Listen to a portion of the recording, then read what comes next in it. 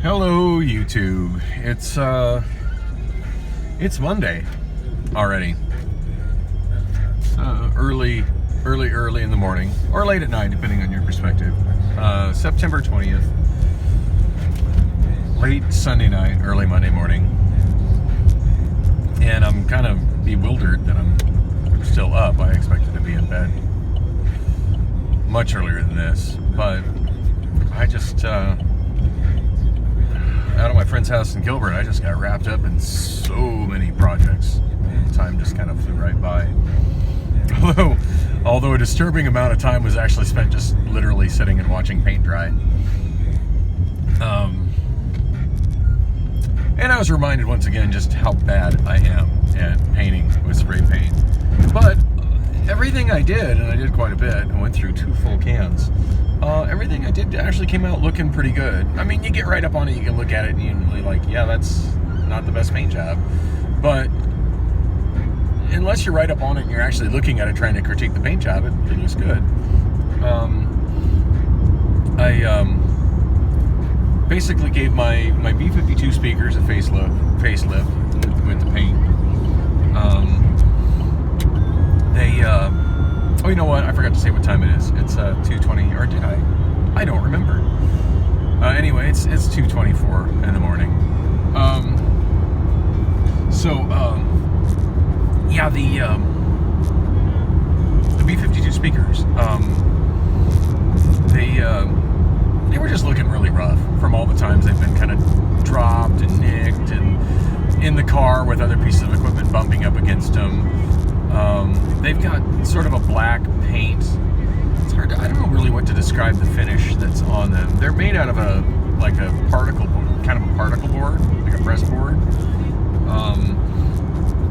They've got like a coating on the exterior it's more than just paint. It's got like a coating on the exterior which is black, and I don't know if it's painted on top of it. I mean, it is now, and it's not the first time I've done this with these. But underneath the particle board is your typical, kind of particle board wood sort of color, and it had just been scratched up and smashed enough places. They just didn't look, and they look terrible, but they look kind of rough.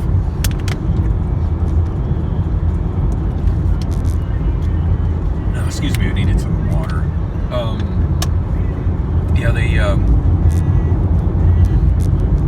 kind of touched them up with some paint, a few different angles and stuff, and they look a lot nicer now. Now I said that I did test them yesterday. Yesterday meaning Saturday afternoon, and they seemed to sound really good Saturday afternoon. And after I got them painted and the paint was dried and stuff, I put them back up on the stands at my friend's house. And I was putting the front grills back on because I took the grills off to paint them.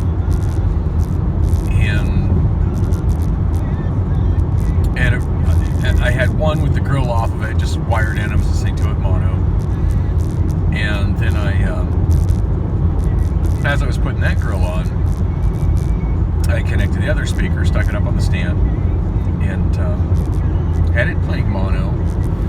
Loaded up a playlist of all my AJR videos. I've been really getting into the band AJR lately. And the first couple videos sounded just fine. If there was a glitch in them, I didn't really notice it. But on the third video, about halfway into it, it just sounded kind of distorted. Like I kind of heard this cracking.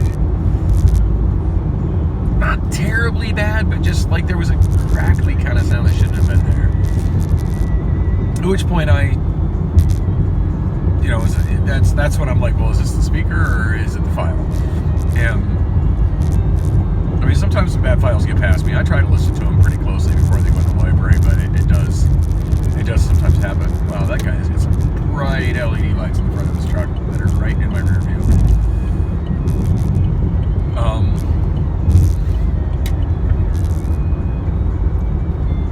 So, I forget what song I put on.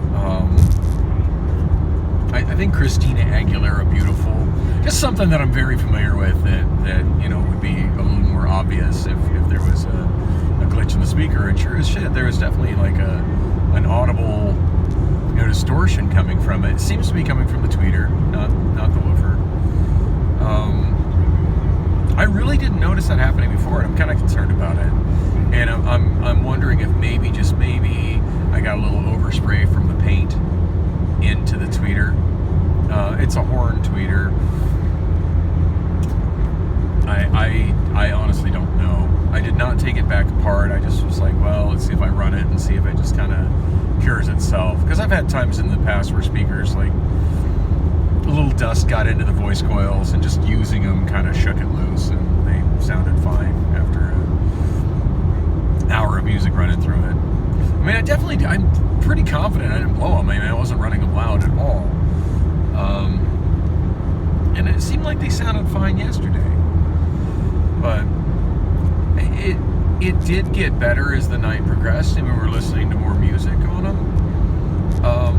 When I got the grill in the other one, and the other one I had to take the woofer out.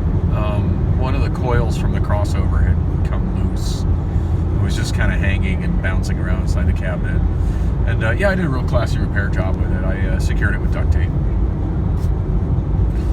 The coil's not pretty. It's coming around a little bit. I kind of wound it back in place. It seems to be doing the job of a crossover just fine. So, not optimal, but it seems to be functioning just fine. And I've got it secured so it's not moving around inside the cabinet. And of course, I put the fiberglass sound insulation back in, and my hands are still a little itchy from it. I should know by now to put gloves on before I handle fiberglass, but sometimes I'm just in a hurry. So, got that one back together. That speaker sounds fabulous. No issues with it at all. The other one, it did seem to get better as the night progressed, but it still has a bit of a off sound to it. I'm still planning on using it for my show at the Union Jack on Tuesday. I just want to kind of see how it performs. And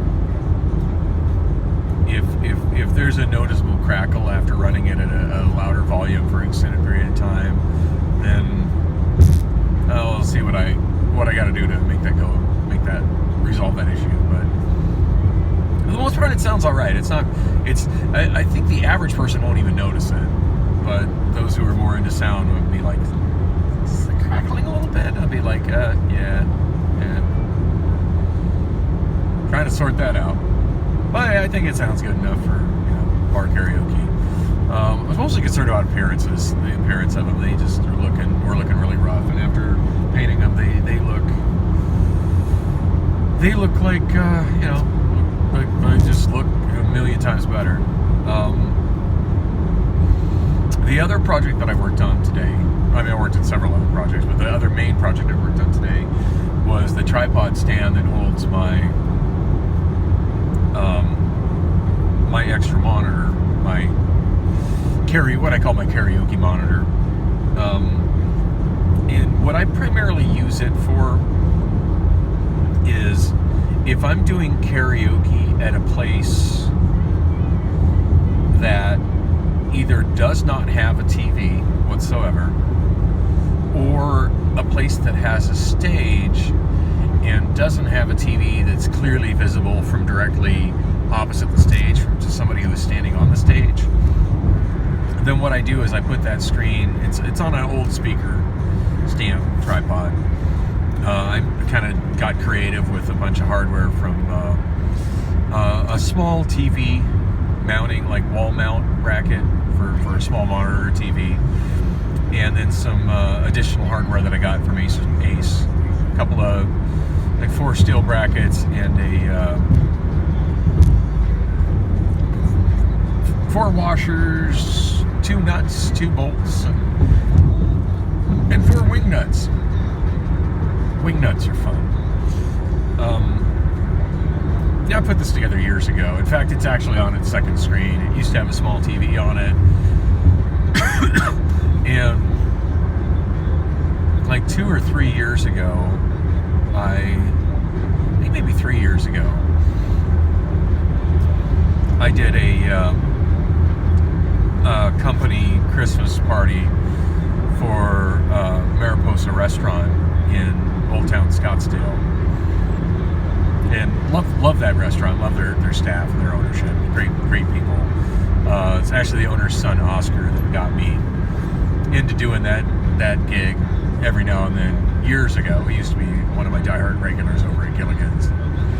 Doesn't go out and do karaoke that much anymore because, of course, now he's married with kids. But when he was young and single, he was always out quite often, and singing his heart out at Gilligan's. So, I don't know. Hopefully I'll be back there this Christmas. I hope. And looking forward to it.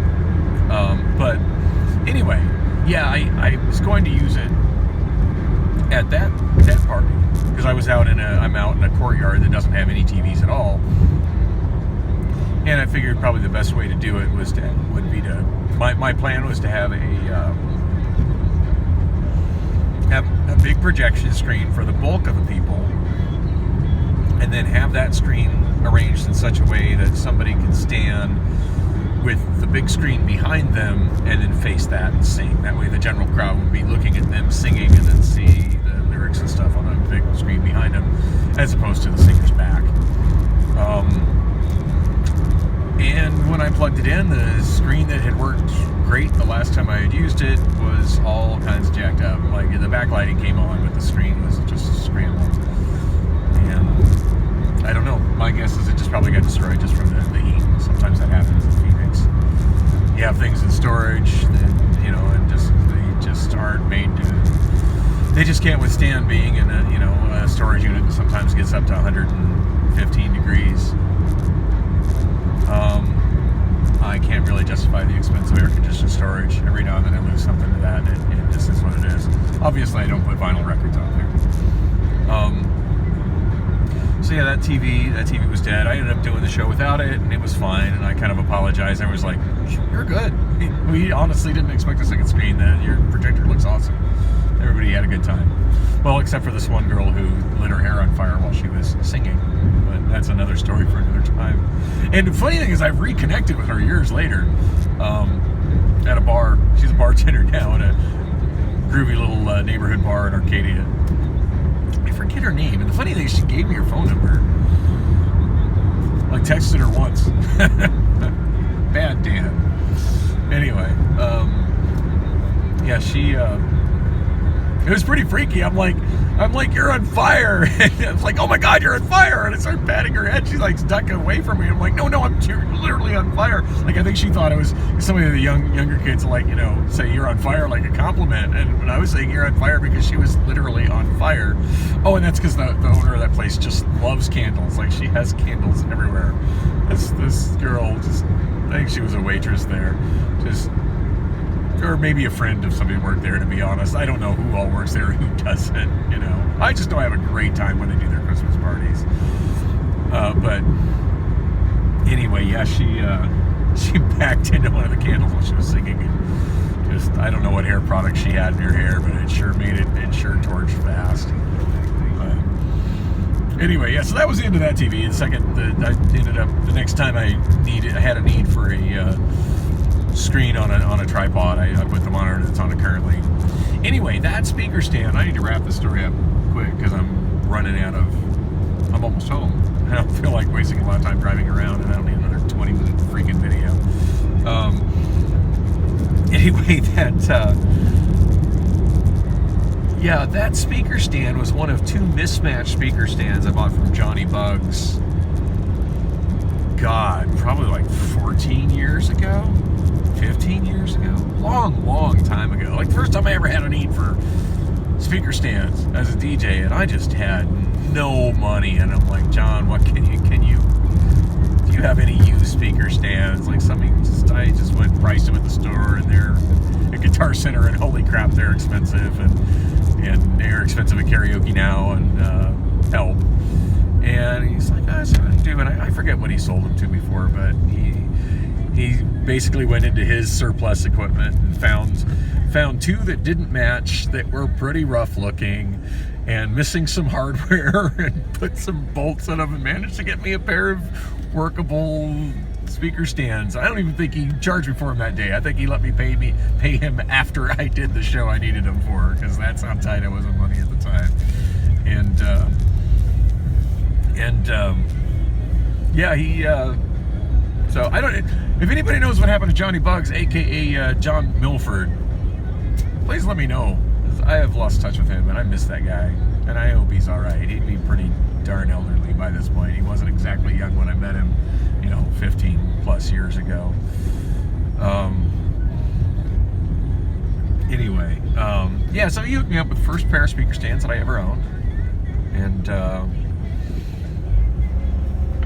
like professional tripod pole style speaker stands. And eventually, after I got newer, nicer speaker stands for my speakers, the first time I came up with that idea of the TV on the tripod. I forget the first place I used it at. That was a long time ago. But anyway, I'm using it again. I've been actually using it the entire time I've been over at Bullocks.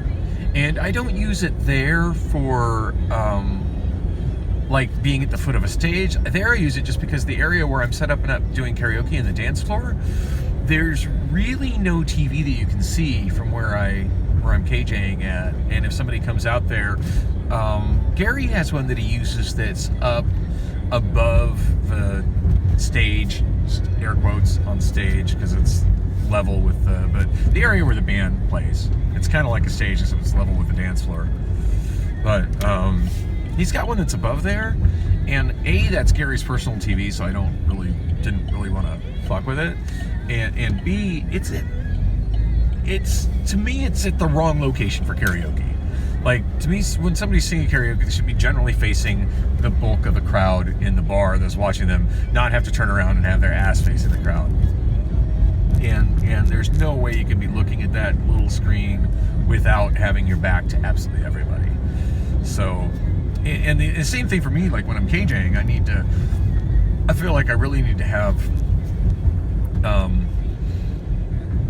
a screen that I can see good while I'm running my stuff and keeping an eye on the crowd, to know that everything's working, that all my videos are just playing properly and the lyrics. When a karaoke starts and people have their lyrics, occasionally I do make a mistake and the stuff's not up, and I need to be able to correct that, as quickly as possible, hopefully before anybody notices that I made some kind of mistake, to keep the show going. So yeah, so I've been using it, and it looks, so anyway, these stands, I got them used from John, and they look pretty rough then, and I don't know why, I've just never really bothered to do anything to make this screen look good. And I think the main reason I've never bothered is every bar I've ever used the screen in oh, I like this song, Twist. It had, every bar I've ever used it in has been reasonably dark and reasonably, I don't want to say trashy. Trashy's not the right word, but reasonably kind of a little rough around the edges. Like, every stool is not perfect, every there's enough other things that are rough around the edges that this tripod stand with its monitor on it, and then the hardware behind it not being all aesthetically pleasing, was just really not a big deal. It was all about, functionality. And it just never looked out of place in any other place I've been before. Definitely not an issue at Bullocks. There's many more things that are visually not aesthetic at Bullocks than that. And at Bullocks, it is so freaking dark you really can't see any of its flaws anyway. Also, the back of the TV where the hardware was that I put together, that's not even visible. That's backed up against DJ, oh my god, I forget her name. The DJ that plays before the band and then during the band's breaks on the weekends. It's backed up against her stuff, so you don't see it. Anyway, I did my first show on Tuesday at the Union Jack, and the Union Jack is a damn nice bar. And it just, of any place I've ever worked, It is just so bright, clean, and neat. It is very well lit. I mean, I've worked at other places that are pretty well lit. Like Castaways is really well lit. Of course, I never use that screen at Castaways, but it's just so new and clean in there. And I just, when that thing was sitting at the foot of the stage, it just kind of, I don't know if anybody else felt bad, you know, thought, well, that looks kind of trashy compared to everything else here, but I kind of felt like it looked trashy compared to everything else there. So I decided, I said I wasn't going to drive around and make a longer video, and I totally have. Anyway, yeah, I just didn't like the way it looked, and since I was buying paint anyway, and I had it in my car, I went ahead and pulled it out because Kenny's got a sizable backyard where I can do this sort of thing, and I completely took the tripod apart. I mean, completely took it apart and sanded down all the poles, took the ripped up label off the one pole and painted them all, and then reassembled it, and then all the pieces of my brackets, which were like kind of a metal, you know, just steel, I painted them all black, assembled them, and then whatever, but I scratched up in assembling it, I touched up with the paint, and it looks so much better. I feel just, and I put a lot of time into it, you know. Time is money. Yeah, I don't have a lot of money right now, and I'd like to recondition and recycle things. That matters to me. So, so yeah, I feel really good. It looks a lot. It just looks. Unless you're right up on it, it looks new, and it looks just way nicer from the back. You don't have that shiny, obnoxious, like, what are all those ugly brackets when you see it from the back? Because the back is very visible at the foot of the stage. Like, everybody's looking right at it at the foot of the stage at the Union Jack, and it is well lit. You can see it. Now, it just looks a whole lot better. Now, my plan after this, and this is something that Candy suggested to me when we were watching a band play down in Chandler. They had a little sign at the foot of the stage that basically said, hey, you know, tip us through your smartphone, and it had a QR code to tip them, I think, through Venmo, and I think there's maybe one for Cash App and one for Venmo. Use your whichever app you prefer, and I'm thinking that would be kind of a handy thing, and maybe also a thing that says, you know, hey, scan here for that. Basically, like 4 QR codes for it. One to tip on Venmo, one to tip on Cash App, one to tip on PayPal, and then another one to open the karaoke book. I don't know. I kind of want to put a sign on the back side of that monitor that's visible that just kind of gives you a little, the same info that's like on the book, but maybe a tip thing. But so I put in longer bolts that accommodate that, and that will cover up more of it. But in the meantime, I just didn't want that ugly hardware visible. So we were actually going to kind of work on the sign today, but there just ended up not being time for it, and we still had to figure out what materials we're going to use. But anyway, pretty excited about, you know, I know these such minutiae projects, and yeah, I spent way more time on these projects than I probably should have, but a lot of time was literally spent watching paint dry. And then I also had, I worked on files and kind of showed her some of my stuff on files. I didn't get a lot of files. Like, I only got one karaoke song added. I forget what song. Oh, I added the Orb, Little Fluffy Clouds for karaoke. I'm so disappointed. I was going to add, from the Lemmy Caution YouTube channel, I was going to add karaoke for,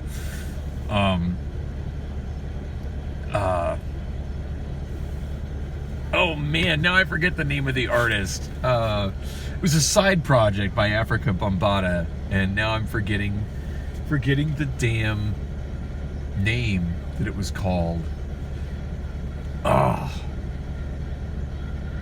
Back in '84, Africa Bambaataa had like an electro side project that was just awesome, and he released a single with John Lydon, aka Johnny Rotten from the Sex Pistols, called World Destruction. And it's kind of a forgotten song now, but people around my age will typically remember it. It's one of those fun nostalgia moments, and it's a hard song. What genre is this song? I don't know. It's kind of funk. It's kind of electro. It's kind of punk, just all blended into one with like very socially conscious lyrics. In fact, the music video starts with a clip of a speech of Ronald Reagan, which was very relevant in '84. I mean, it's kind of got a Cold War theme, which was very relevant in '84. So excited at having karaoke on it, and it just wasn't up to my standards. It started, you could kind of hear the, oh look, there are Phoenix. I wish y'all could see the well, let me turn this so you can see it. It looks like, and can you see what's going on there? Of course you can.